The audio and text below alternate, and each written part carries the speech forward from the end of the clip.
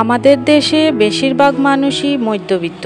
নির্দিষ্ট আয়ের মধ্যে সংসার চালাতে গিয়ে মাস শেষে অনেক সময় টান পড়ে যায়। তবে একটু পরিকল্পনা করে সহজেই সংসার চালানো সম্ভব, এমনকি কিছুটা সঞ্চয়ও করা যায়। Hello everyone, good morning. কেমন আছেন সবাই? আশা করি ভালো আছেন আর সুস্থ আছেন। আমিও বেশ ভালো আছি।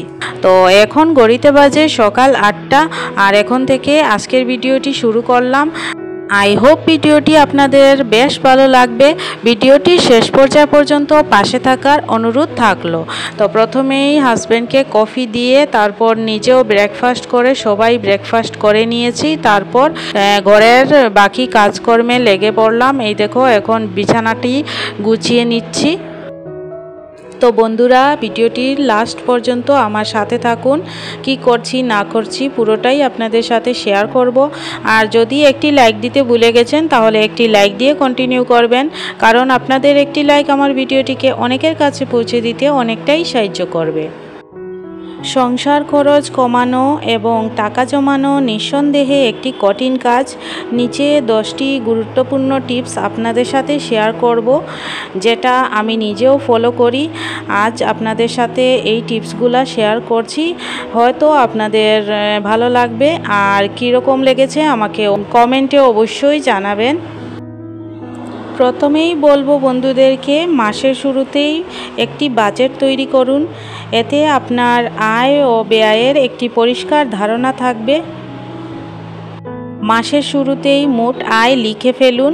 তারপর খরচের খাতা, যেমন বাড়ি ভাড়া, খাবার ও বাজার, বিদ্যুৎ, গ্যাস, পানির বিল, ঔষধ, চিকিৎসা, সন্তানদের শিক্ষা খরচ, এরপর কোনো দিকে আসা যাওয়া করার খরচ, এইসব আলাদা আলাদা করে লিখে রাখুন।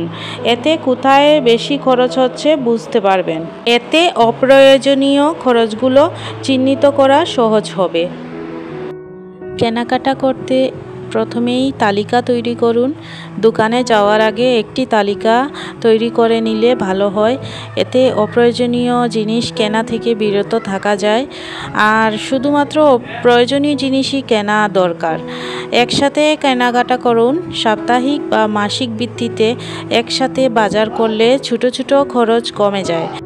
বারবার বাইরে খাওয়া বা অপ্রয়োজনীয় কেনাকাটা এড়িয়ে চলুন।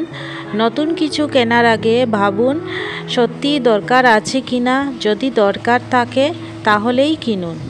অনেকে আছে রান্না করতে গিয়ে অতিরিক্ত রান্না করে ফেলে, তাতে করে খাওয়ার পর অনেকটা খাবার বেঁচে যায়, তারপর খাবার নষ্টও হয়।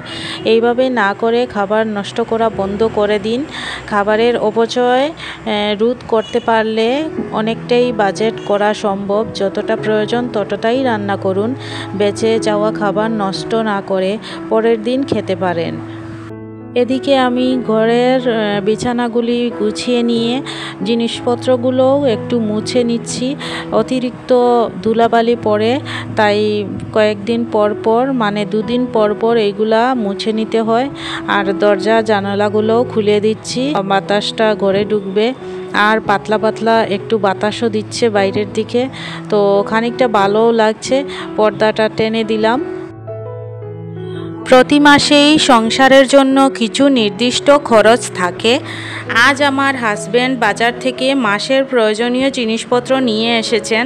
সংসারের সব খরচ যেন গোটা মাস জুড়ে সুন্দরভাবে চলে সেই হিসেবেই বাজার করেছেন তিনি। বাজার আনার পর আমার কাজ হলো একে একে সব জিনিস নিজের মতো গুছিয়ে জায়গা মতো রেখে দেওয়া। কোনো জিনিস কোথায় রাখলে পরে সহজে পাওয়া যাবে সেটাও ভেবে গুছিয়ে রাখা জরুরি। এতে শুধু কাজই সহজ হয় না, অপ্রয়োজনীয় খরচও বেঁচে যায়।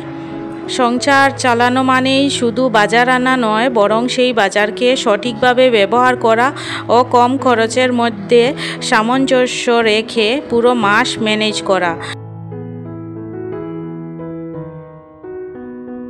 বিদ্যুৎ এবং জলের ব্যবহার কমিয়ে আনতে পারলে মাসে খানিকটা টাকা বাঁচানো সম্ভব। অপ্রয়োজনে লাইট, ফ্যান বা এসি বন্ধ রাখতে পারেন, তাতে বিদ্যুৎ খানিকটা সাশ্রয় করা যাবে। জলের অপচয় করা থেকে বিরত থাকতে পারলে জলও খানিকটা বাঁচবে, তাতে করে মাসের শেষে বিদ্যুৎ ও জলের বিল কমে আসবে। তাতে টাকাও কিছুটা হাতে থাকবে। আমরা অনেক সময় ব্যস্ততার কারণে বা একটু ভিন্ন স্বাদের জন্য রেস্টুরেন্টে খেতে যাই, কিন্তু খেয়াল করলে দেখা যায় কি একবার রেস্টুরেন্টে খাওয়ার খরচই আমাদের একদিনের বাজার খরচের থেকেও বেশি হয়। এর ফলে মাসিক বাজেটে ঘাটতি তৈরি হয়, যা পরে আমাদের জন্য অনেক চাপ হয়ে দাঁড়ায়। তাই সংসারের খরচ সামলাতে চাইলে বাইরে খাওয়ার অভ্যাসটা একটু সীমিত করা ভালো। মাঝে মাঝে খাওয়া আনন্দের জন্য ঠিক আছে, কিন্তু নিয়মিত করলে মাসের শেষে টের পাওয়া যায় বাজেটের বড় একটা অংশ অযথা ব্যয় হয়ে গেছে।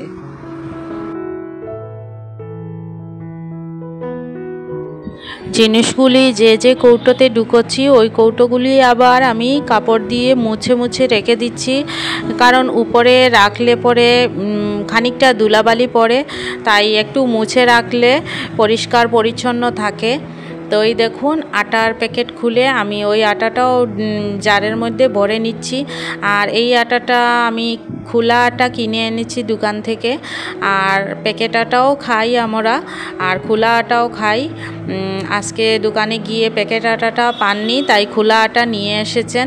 আর এদিকে খানিকটা সবজিও নিয়ে এসেছিলেন, তো ওইগুলাও এখন আমি গুছিয়ে রেখে দিচ্ছি। আগের কয়েকটা সবজি ছিল ওইগুলা বের করে প্রথমে আজকে যেগুলা এনেছেন ওইগুলা রাখবো, তারপর উপরে রাখবো আগের সবজিগুলা, তাতে করে ওই সবজিগুলা আগে ব্যবহার করা হবে, আর আজকে যেগুলা আনা হয়েছে ওইটা পরে ব্যবহার করবে, তাতে সবজি নষ্টও হবে না, সবগুলাই ব্যবহার করা যাবে আর কি। অ্যাকচুয়ালি বাইরে খেলে খরচ অনেকটাই বেড়ে যায়, তাই না বন্ধুরা? আমার সঙ্গে যারা একমত তারা অবশ্যই আমাকে কমেন্ট করবেন। একবার পরিবারের সবাই মিলে রেস্টুরেন্টে খেলে যত টাকা খরচ হয় সেই টাকায় কয়েকদিনের বাজার করা সম্ভব। তাই অকারণে বাইরে খাওয়া এড়িয়ে ঘরে রান্না করলে খরচ কমবে এবং স্বাস্থ্যও ভালো থাকবে। মাসে অন্তত 500-1000 টাকা আলাদা করে সঞ্চয়ে রাখতে পারলে খুবই ভালো। এই টাকা জরুরি পরিস্থিতি, চিকিৎসা বা ভবিষ্যৎ প্রয়োজনে কাজে লাগবে। চাইলে ব্যাংক অ্যাকাউন্ট, পোস্ট অফিস বা ছোটোখাটো পিগি ব্যাংক ব্যবহার করতে পারেন। আর সংসারের সবাইকেও বোঝানো দরকার কেন খরচ নিয়ন্ত্রণ জরুরি। আর যদি সবাই মিলে সচেতনভাবে খরচ কমাতে সাহায্য করে তাহলে বাজেট মেনে চলা অনেক সহজ হবে। আজকে আর রান্নার ভিডিও শেয়ার করলাম না আপনাদের সাথে, তো এখন একদম বিকেলের দিকে চলে আসলাম। আগামীকাল টিচার্স ডে, তাই ছেলেরা টিচার্স ডের জন্য গ্রিটিংস কার্ড বানাচ্ছে। আর ছোটো ছেলের স্কুলে সব মিসদেরকে স্যারদেরকে গ্রিটিংস কার্ড দেবে, তাই ওর বড় ভাই ওকে বানিয়ে দিচ্ছে। আর এই দেখো কি সুন্দর সুন্দর কার্ডগুলো বানিয়েছে আমার বড় ছেলে, তো ছোটো ছেলেটা নিয়ে যাবে ওর স্কুলে, আর ওর স্যারদেরকে ম্যামদেরকে দেবে টিচার্স ডেতে। আর আগামীকাল টিচার্স ডে, তাই তো ওরা এখন খুব ব্যস্ত এগুলা নিয়ে। আর আমি কিছুটা ভিডিও তুললাম আপনাদের সাথে শেয়ার করব তাই। তো এই দেখুন কার্ডগুলা কীরকম হয়েছে আপনারা কমেন্টে অবশ্যই জানাবেন।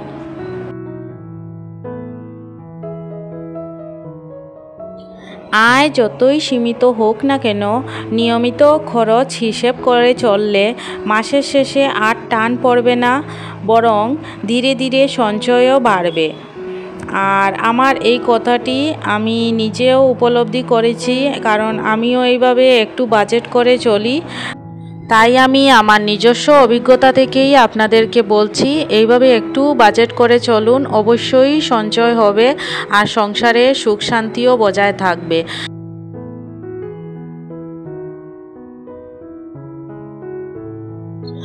বড় ছেলেটার 6th ইয়ারের ড্রয়িংয়ের এক্সাম আছে ওর ড্রয়িং স্কুলে, তো ওর জন্য ও প্রিপারেশন করছে। তার কিছুটা আমি ক্যামেরাবন্দি করলাম, আপনাদের সাথে শেয়ার করলাম, আপনারা দেখতে পাচ্ছেন।